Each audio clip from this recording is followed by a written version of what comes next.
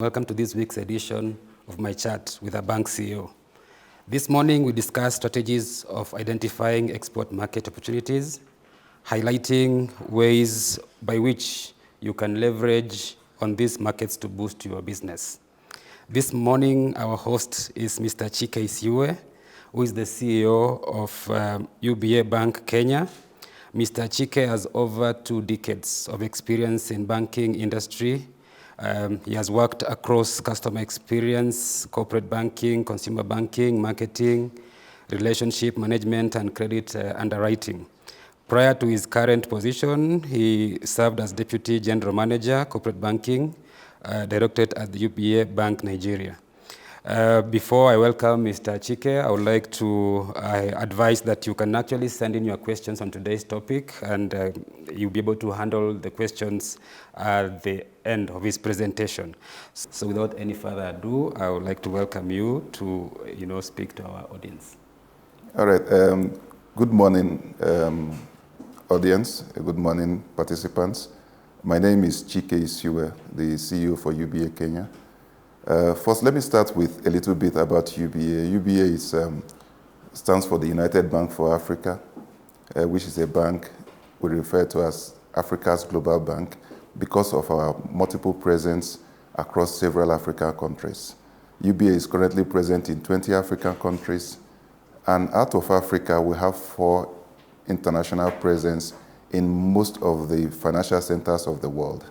UBA is present in the US, in Europe, and in Asia. In the Middle East, we are in Dubai, we are in Paris, we are in London, and equally in New York, in the United States of America. UBA is a bank that is powered with technology and a strong theme to ensure that banking business in Africa is done very strongly. Across Africa, in the East African community, we are present in 4 countries. We are in Kenya, Tanzania, Uganda, and in DRC. And the essence of all presence that we have is to support trade activities across Africa and equally empower African businesses to trade, import, export with the rest of the world.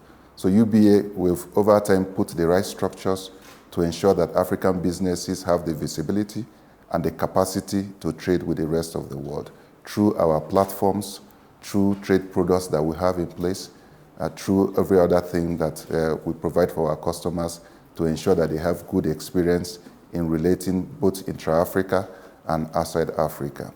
So speaking to the topic of today, export opportunities and how do we identify them across Africa, but particularly within Kenya. For every nation of the world, export is a key component of their GDP figures. It's a key revenue earner for every country. And Kenya has, over the years, built strong capacity around export, particularly within the commodity space, within the product space. And of recent, we could see a lot of activity in this space from both the fintech and human capital export out of Kenya. Kenya currently have very good products that are contributing well over $3-4 billion as inputs, as revenues from exports. Key among these products, of course, you have tea, you have coffee, you have nuts like cashew, macadamia, you have products like avocado, which are just entered into the export market and is doing very well.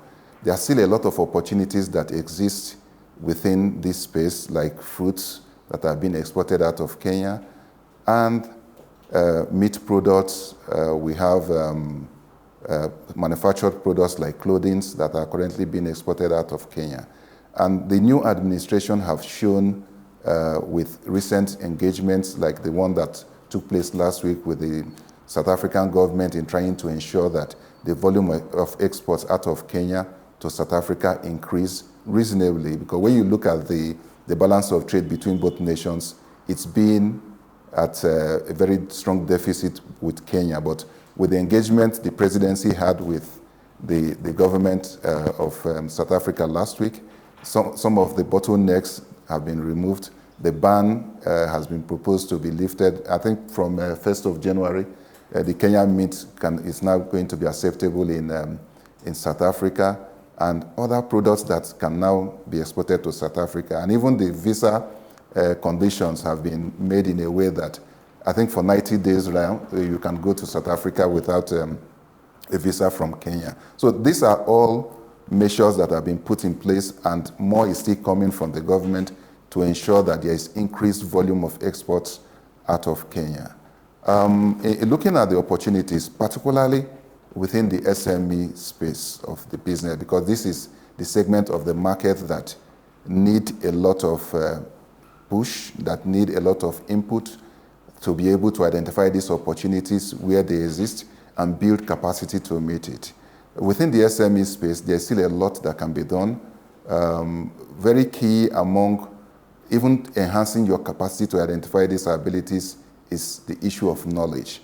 Knowledge both of the local market in terms of products that we have available that can be developed, not just having to export the raw product itself, but add value in terms of processing so that you can enhance value and the earnings out of these products when they get to the international market.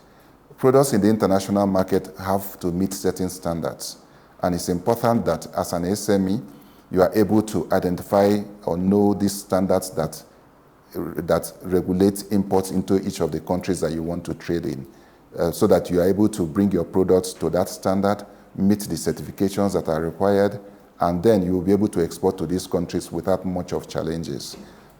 Then secondly is to be able to do market survey in each country that you want to export in, so that you know that your product is acceptable, the standard of product that needs to come into such countries.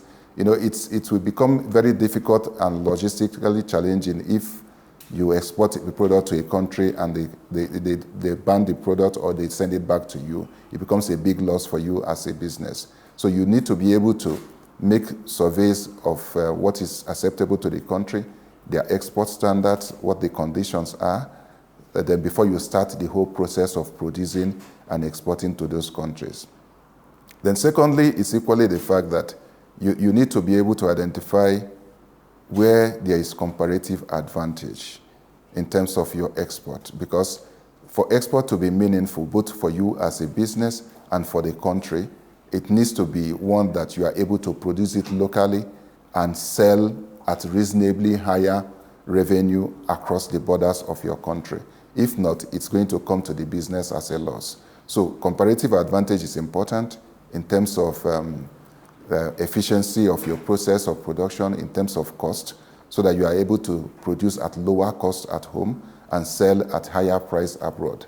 Then another very key element of being able to identify and meet your potentials and opportunities is to look at what support that exists from your local market, what government support, what products that you have locally that will enable you, again, to produce and export competitively. There are regulations that exist both in Kenya and some of the markets that you are prospecting to export to. You need to have clarity around these regulations. There are equally government support systems like the duty drawback that exists locally that enables manufacturing companies to produce out of their imported items for export. And that means that the duty that they are supposed to pay in importing those items, there will be a drawback. You are not paying the duty because you are producing it for export. That is going to be very helpful because it helps you to manage your cost and ensure that when your product gets to the international market, they are competitive and you don't sell at a loss. Another very key incentive from the government is the setting up of various export processing zones across different regions of the country. This helps manufacturers to produce within these zones with several tax incentives and other incentives that, again, enables them to produce at competitive cost and sell in the international market without having to sell at a cost, or rather at a revenue that is lower than their cost of production. So that is very important for anybody that wants to venture into exports, to be sure that they understand the local market, the local regulations, and are able to take advantage of the incentives that exist locally. The export body for the country has done a lot in recent times to restructure the whole process of export and to make it possible for Kenyans to produce and export cheaply in the international market and competitively as well. But for SMEs, the market, the space is still very large in identifying these opportunities.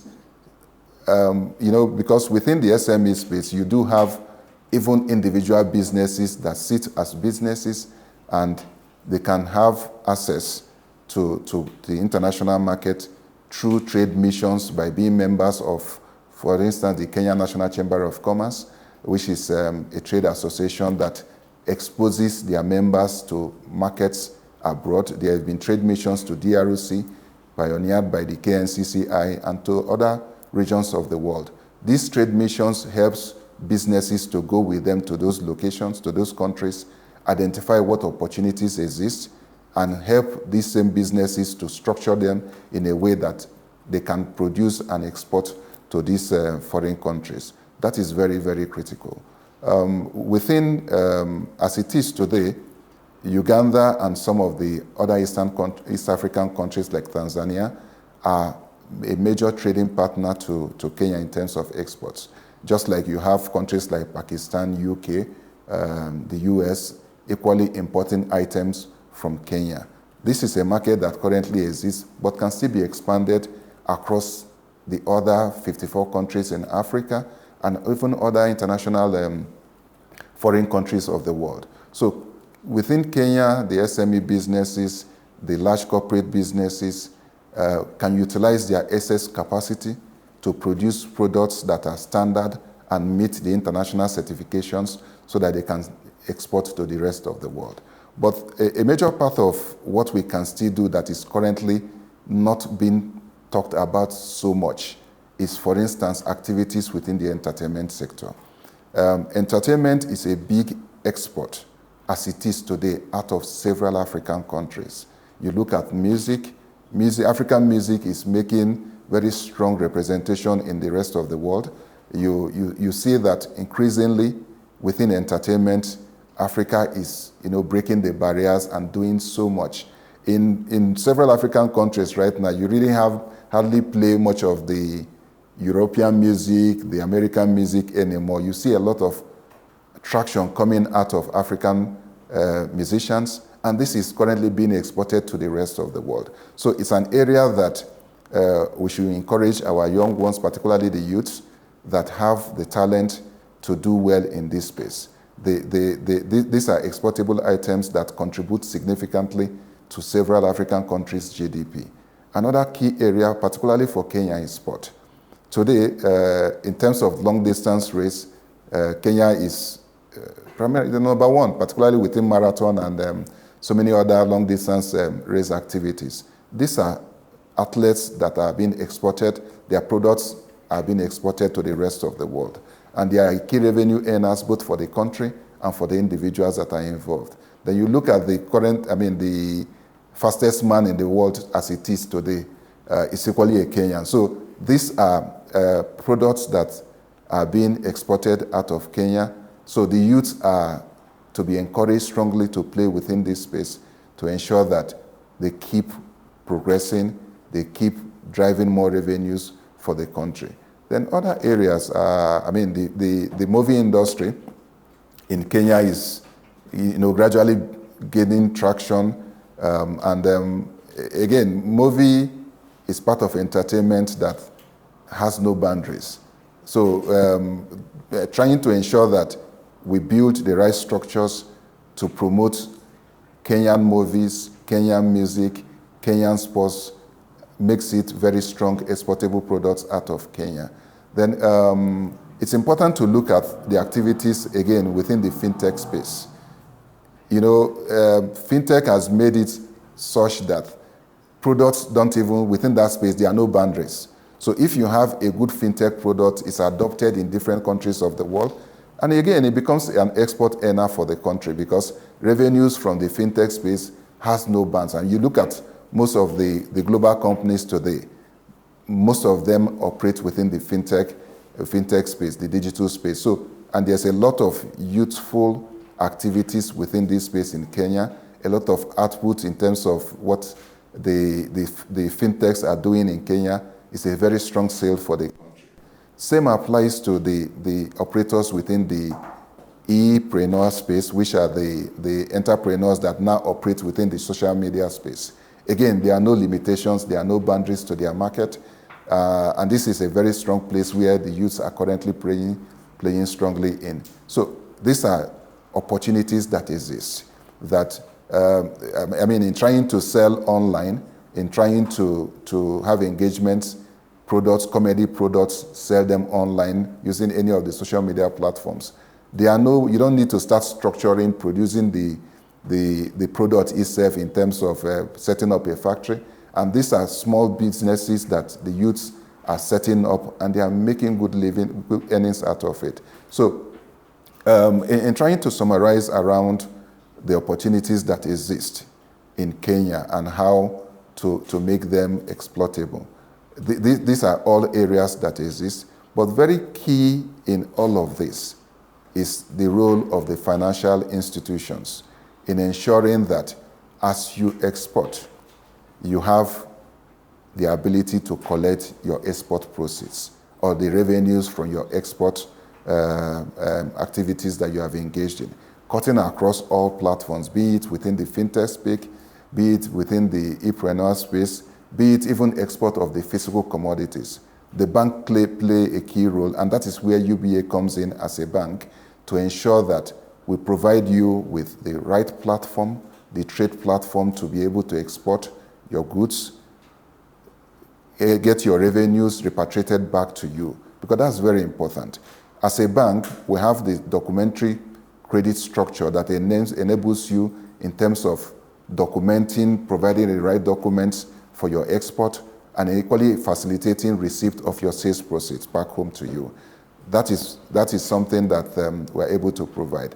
In addition to that, we have export finance products that exist with the bank, such that, be it that you want financing for your pre-export or post-export, the financing structures are there, and the financing is there to support your businesses to ensure that you are able to do business within this space and make more revenue for you as a business, and equally for the country in terms of FS earnings. Thank you so much. I would just want to pause here while I take further questions from Hessen. Okay, thank you very much. So, Chike, we have a few questions here.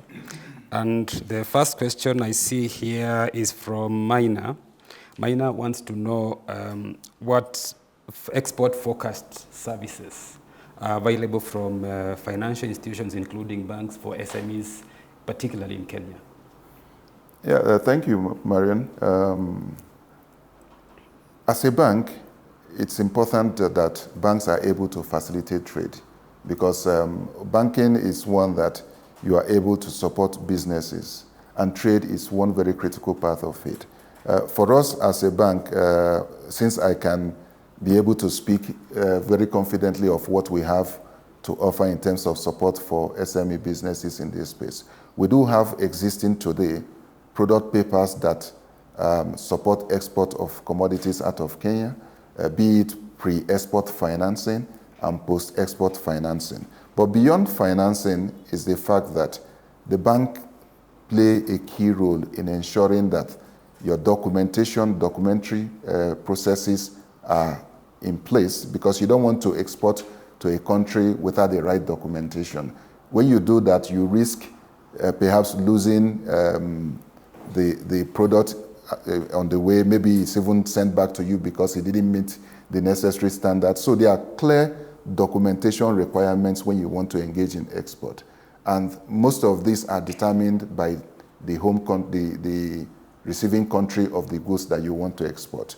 But even from Kenya here, there are equally documentary requirements in terms of your invoice, certificate of origin, you're meeting the standard requirements of the nature of product that you're exporting. If it's a manufactured product, there are certain certifications that needs to be in place. So when your documents come to the bank, and the bank needs to facilitate the export, the bank has to review these documents to ensure that they meet the conditions of the receiving country.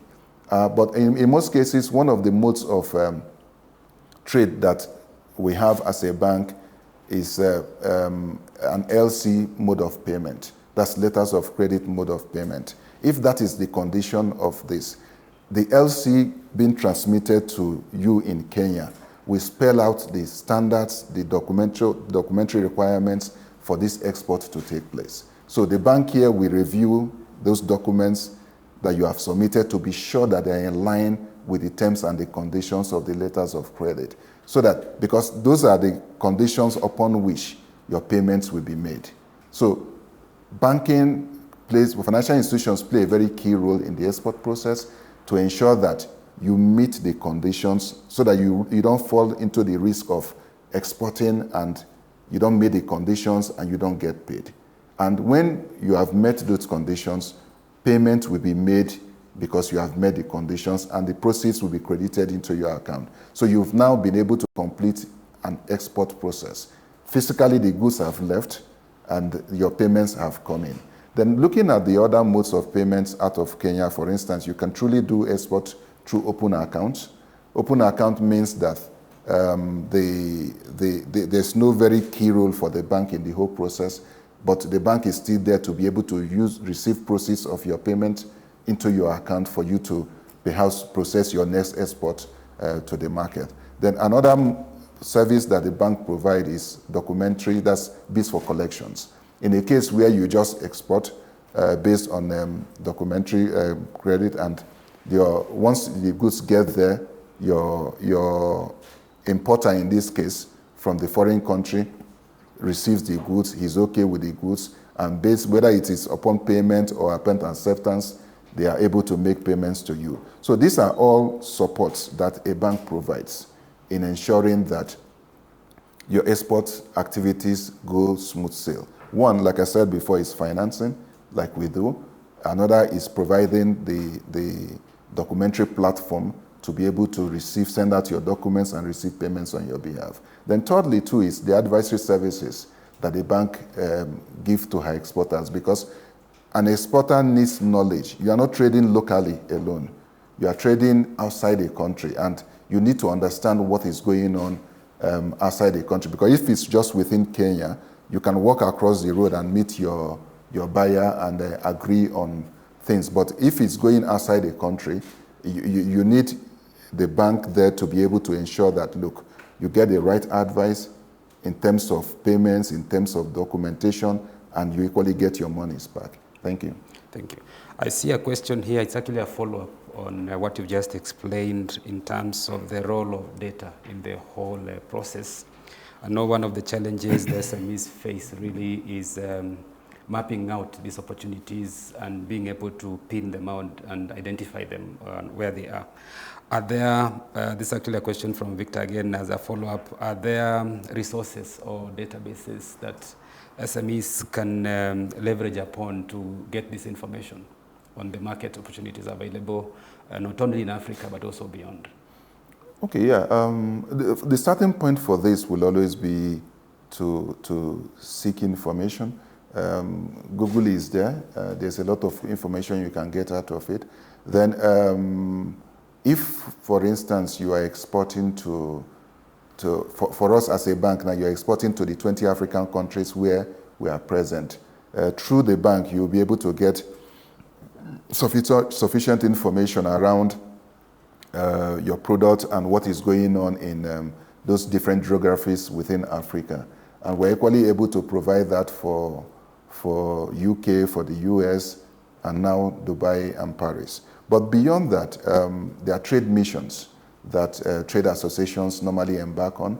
I did mention KNCCI when I spoke earlier, that KNCCI, as a trade association in Kenya, for instance, takes her members to different countries in the world to ensure that they go there, they understand what is going on, the market demands, the standards, and now come back to start initiating trade activities in those locations. But even the governments, through the Ministry of Trade and Investments, is doing a lot in terms of providing information, providing data around trading activities with different countries in the world. There are equally countries in the world that Kenya government currently have bilateral relationships with, where they are able to equally directly drive trade, because trade is the foundation of relationship between countries.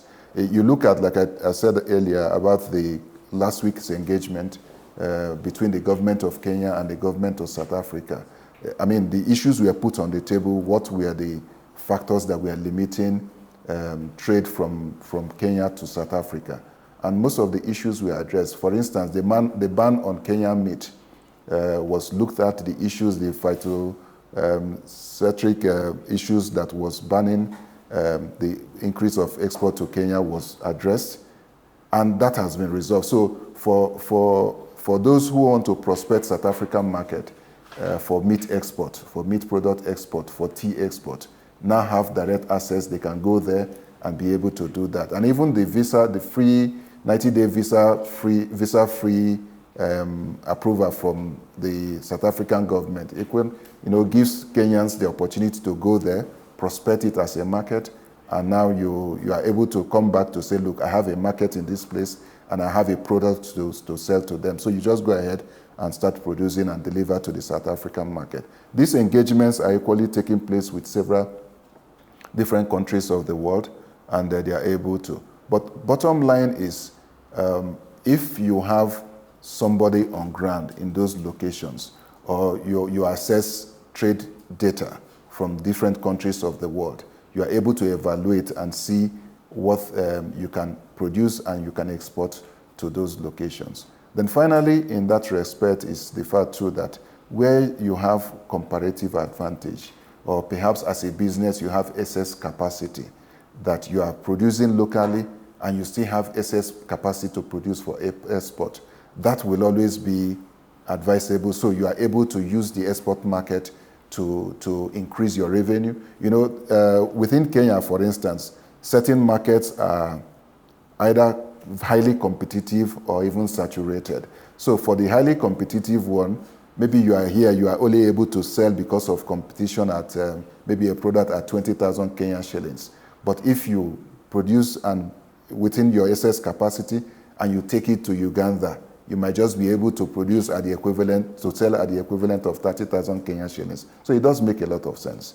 More so, even if you are going to take to Uganda and you are still able to sell, accommodating your whole cost, and you sell at the same margin that you are selling at home, again, it's still beneficial because you would have been able to increase your sales without constraining yourself to just to the local market. So that is another way to look at it. Thank you. Right. Thank you. Thank you for those responses. We have a question here from Stephen. Stephen is asking, why, in your opinion, is there so little trade between Kenya and Nigeria? What can be done to increase trade levels between these two African giants? Okay. I think most likely part of it will be information. Then secondly is, when you look at export, particularly with tangible goods,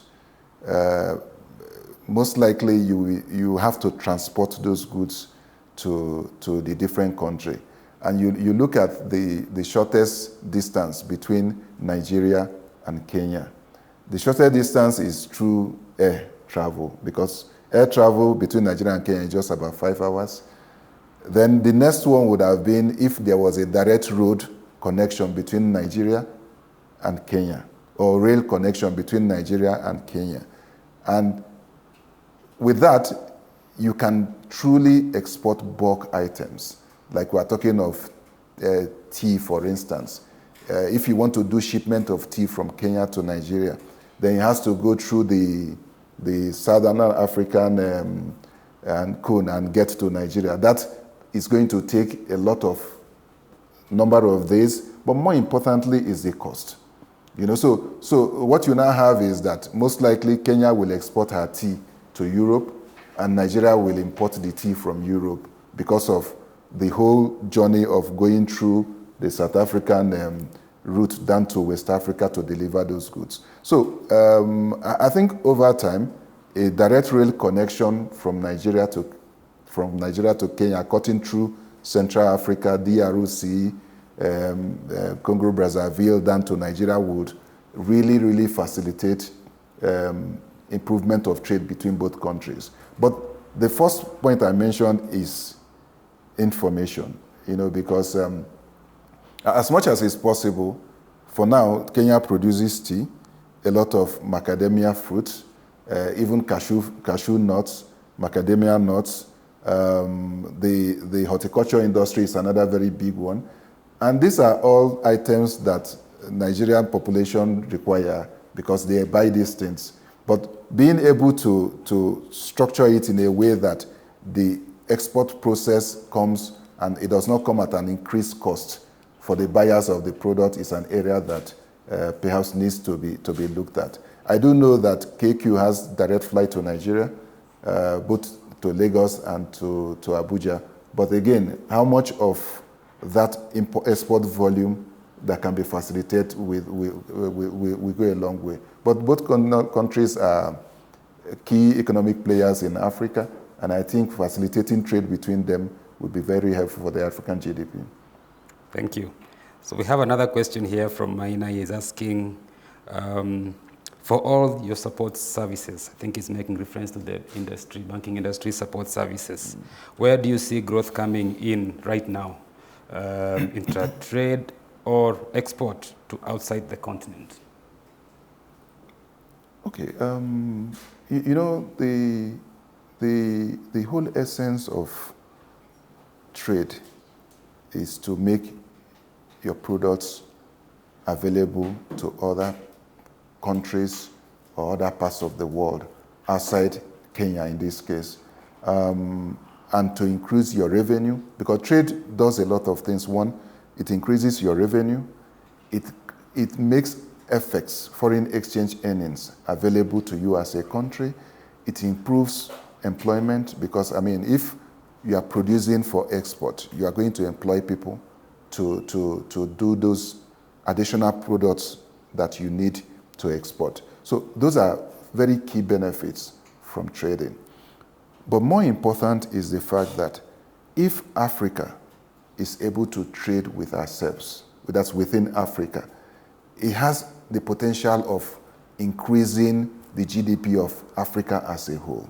Because what you have right now is that most imports into Africa come from outside Africa. And most exports out of Africa go to outside Africa.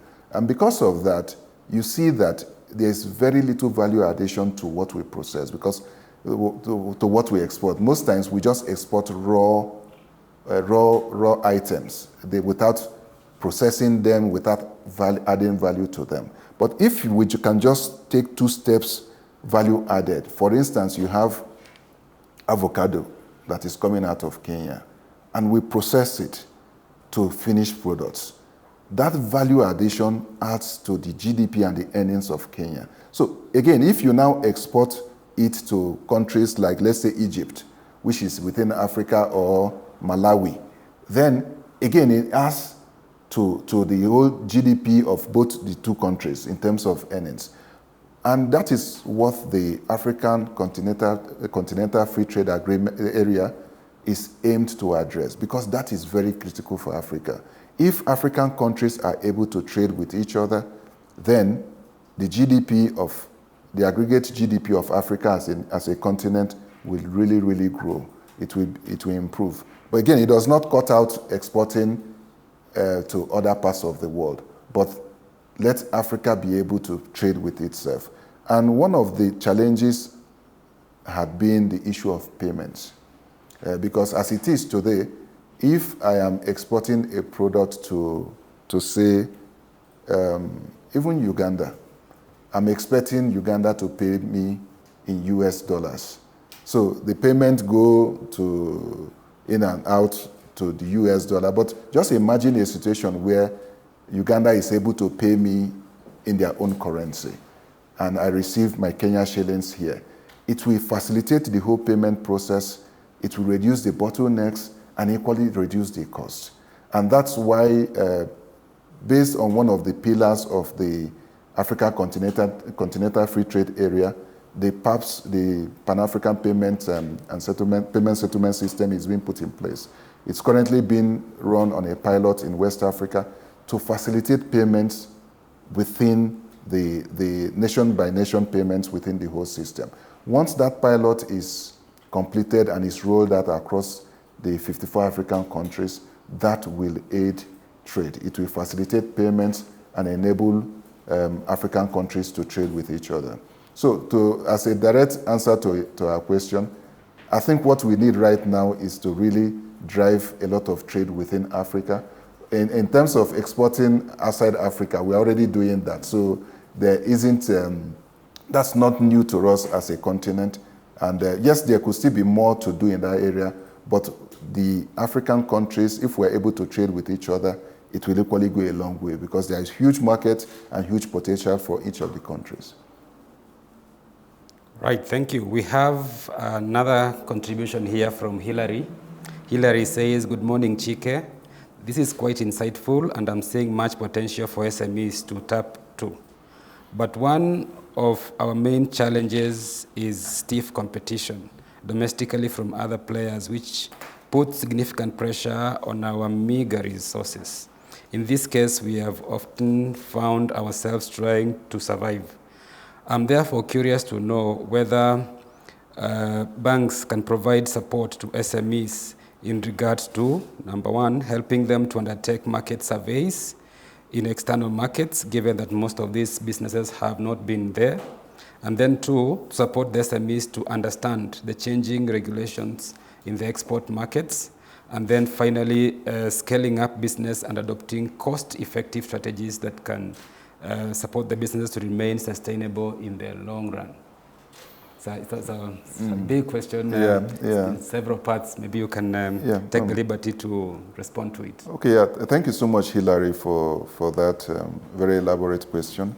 And these are primarily the pain points for most SME businesses because when a business is small, you contend with certain elements of cost that if your revenue does not grow, you are not able to cover your cost of operating the business. So as much as is possible, where there are shared services, that goes a long way. And I think the current government has committed to do a lot in that space to ensure that there are locations within each of the counties that provide shared services that will support both SME businesses, particularly those ones, for instance, that want to engage in export. So because where you have shared services, it makes it much easier to get some services at very lower costs, instead of taking those services on your own. So that will help. Then secondly, what banks do is to act as intermediaries. So as much as is possible, they enable you as a business to have some degree of information that can support your business activities. That's why for a bank, for instance, to facilitate your export, they need to know what the conditions, what the standards are in the location that you're exporting to, because that's very important, so that you don't move your goods there and get stuck because the quality of your goods didn't meet the required standards in the letters of credit. So yes, banks come in there to ensure that your documentation and the quality, the standard and certifications that you have for what you want to export to a certain nation meet the requirement from that nation.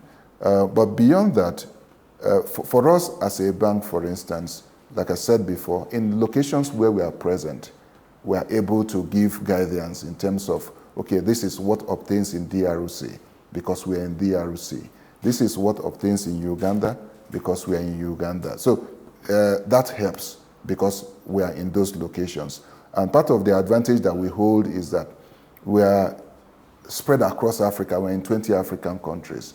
starting from West Africa, Central Africa, and East Africa, so that, and deep into Southern Africa. So that helps a lot. But generally, the financial institutions help as much as is possible to provide the necessary advice, the necessary information, and the controls that are required to facilitate your export trade. But there are equally businesses that are registered to help you with market surveys, to help you with feasibility studies in those local, in the individual countries, that can help you to get the right information and the data that you need to take decision whether you want to get into those markets or not. Yeah. So as we wait for more questions to come in, I may want to ask one question. It's about, earlier on you spoke about the importance of creating awareness in terms of these markets. How, in your view, should this awareness or sensitization initiatives be really structured to be able to make SMEs aware of these opportunities? Okay, there are different categories of SMEs. Perhaps that's why you have it as S for small businesses, you have medium, and you have micro. Most times, what you see is there are publications that most countries put together to promote their products, to promote what is available in the country. In Kenya, for instance, you have different missions, different embassies, countries' embassies that are here in Kenya. So if you are interested in, let's say you are interested in exporting to Zambia, for instance, the Zambia High Commission is here in Kenya. It will always be helpful to walk in there to say, look, I'm prospecting export into your country. What are the requirements? What are the standards? That helps. And belonging to trade missions too, as an SME, goes a long way, because there you are able to meet with other SMEs, you are able to interact, you share knowledge, and most at times the trade associations go on trade missions, like I talked about earlier, and when they are going and you have the privilege of going with them, you get exposed to other markets. And that goes a long way in giving you information to be able to operate within those markets. It is important that this happens so that you don't, you are testing a foreign market. You most times want to put your 1 feet first, understand the market, then you now start scaling. So that's quite the recommended approach.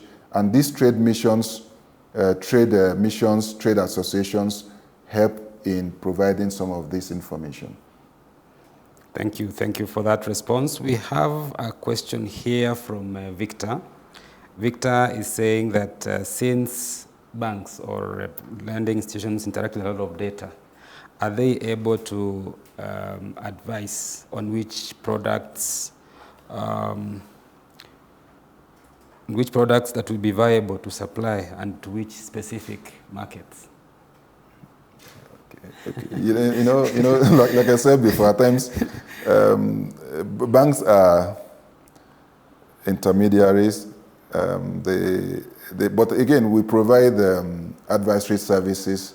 But most times you don't want to be the institution that says, okay, export avocado to China, because it is most likely going to be your decision as a business based on what your evaluation has been in terms of you've looked at your cost, you've looked at the product, you've looked at the market, and you are able to produce at a comparative advantage position that enables you to package, produce, sell, transport to China, and you are still able to make revenue that will put you at a profit position.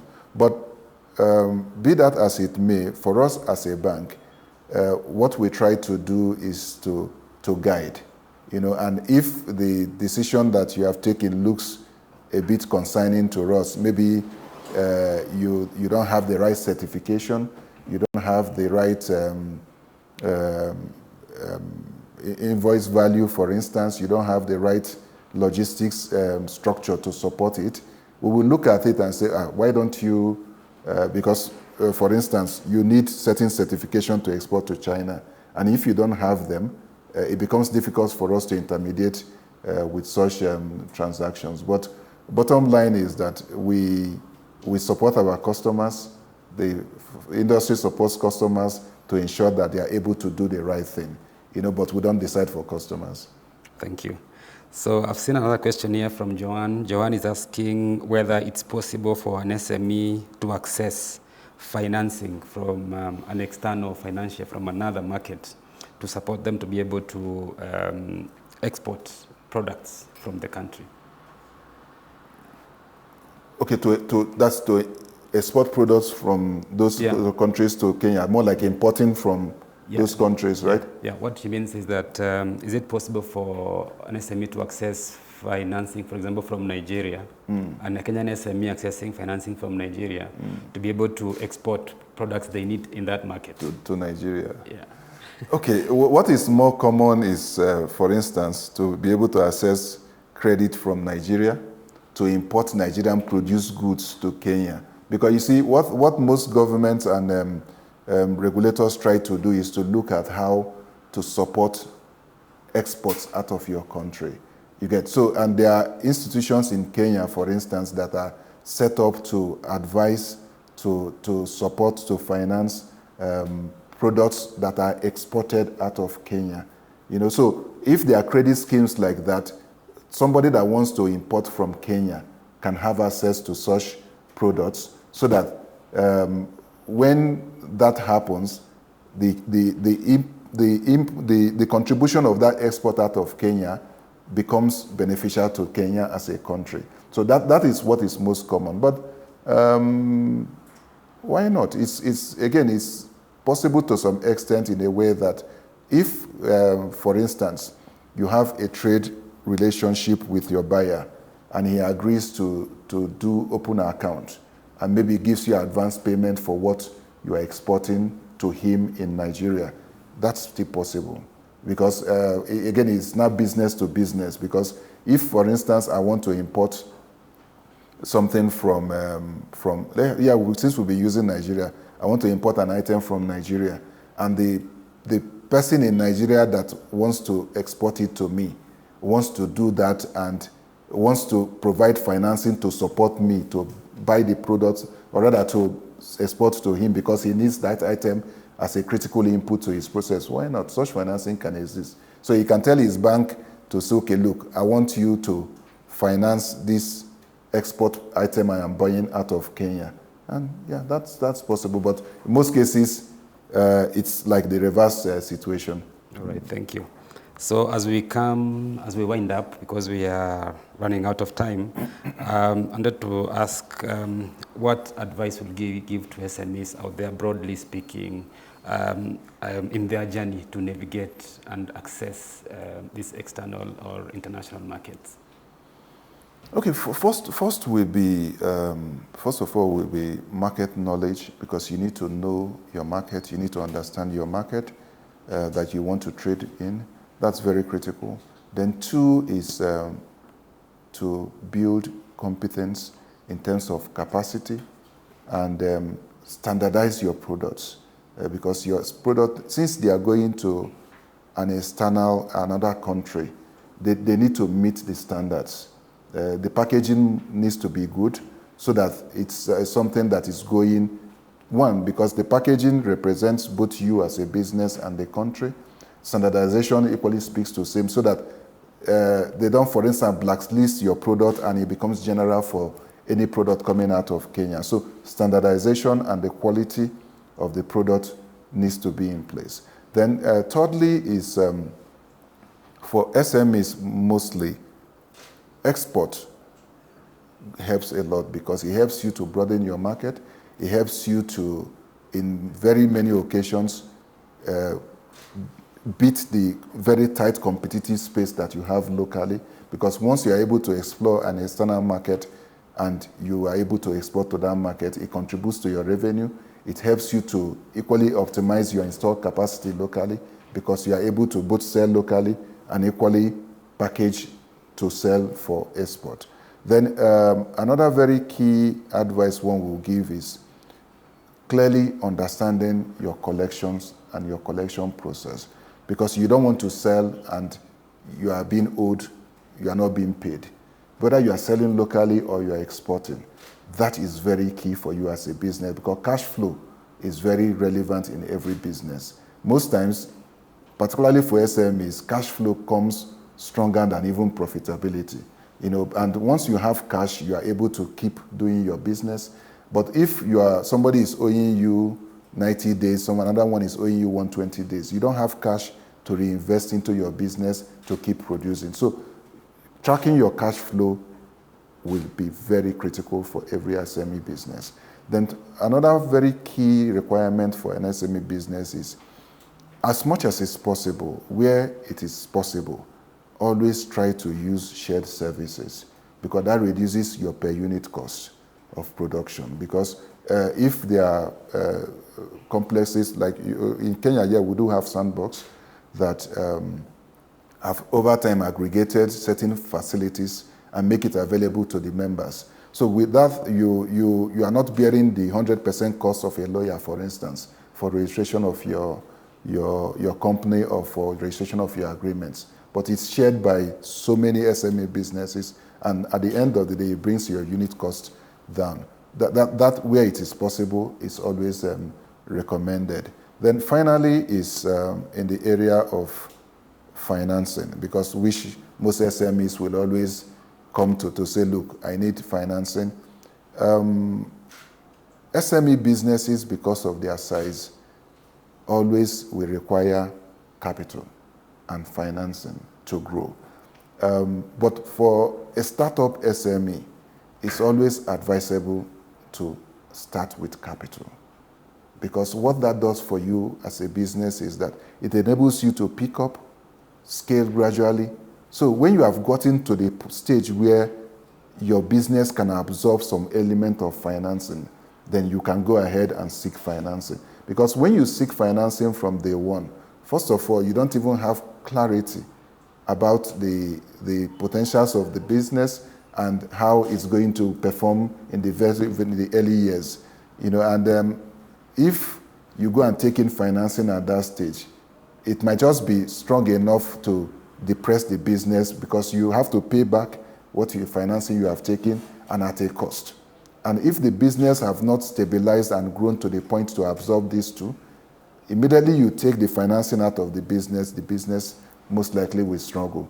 So that is very important. That's why when you are starting off a business, people will always tell you to say, okay, go to family and friends, bring out your savings, put it in the business, start off the business, then run it for some time so that you can even determine how much financing you require to scale the business further. Thank you.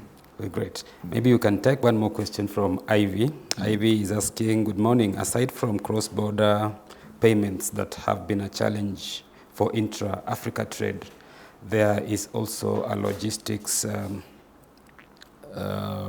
challenge.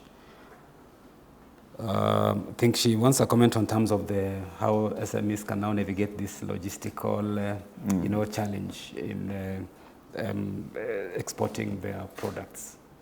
Okay, logistics will always be a challenge to trade.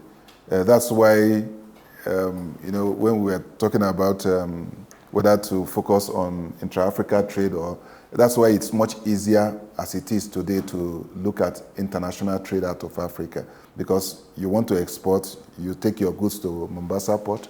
From Mombasa port, it ports the ship, and it goes to maybe China or goes to India or goes to Europe or America. Much easier, But at times within Africa, you look at Kenya, for instance. Kenya do hold an advantage in terms of, one, the existence of KQ, that's Kenya Airways.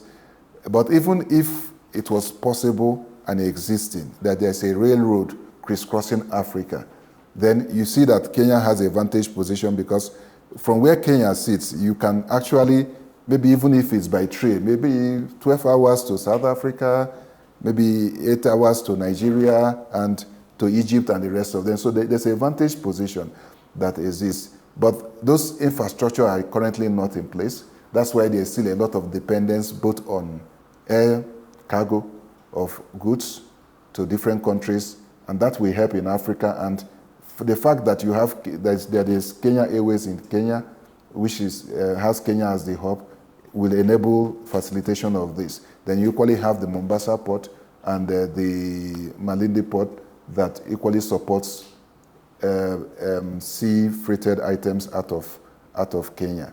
But to different parts of Africa, particularly the landlocked countries, there's still a need for to address those logistical challenges. Mr. Chike Isiuwe, thank you very much for joining us for this chat. We'd like to really thank you for creating time to chat with our participants. And I will encourage that, I see there are still more questions coming. I think we'll be able to create an opportunity to be able to respond to these questions. I would like to thank also the participants for joining us for this edition of the CEO chat. I think we've been running out for the past 3 weeks, and we would like to thank all the CEOs who have taken part in this CEO chat. We look forward to the next edition with a different theme, and we continue to facilitate discussions on how we can support businesses in the economy to be able to thrive. So I want to thank you very much and wish you a good weekend. All right, thank you so much, Hezbollah. It's been my privilege, and a special thanks to the CEO for Kenya Bankers Association. I want to just quickly indicate that we're a bank, we're a Pan-African bank, and it simply means that as UBA, we want you here as SMEs in Kenya to bank with us. We are present in 3 different countries in Kenya: Mombasa, Nakuru, and Nairobi. And our platforms, our digital platforms, are available for you to transact in your living room, in your phones. So we're in a location where you don't see us present, just know that we are present with you digitally. So come to us as a bank, walk into any UBA bank, a branch in Kenya, open your account. Or even if you can't afford to go to any branch, use our Leo, which is a chatbot banking application. It would facilitate your being able to open an account with a bank and equally transact with the bank. It's available on all the social media platforms, and it is a platform that we have that can enable you to do your banking with ease. Thank you so much. Thank you. Thank you very much for that update, Mr. Chike. We want to wish our participants a nice weekend and see you next time.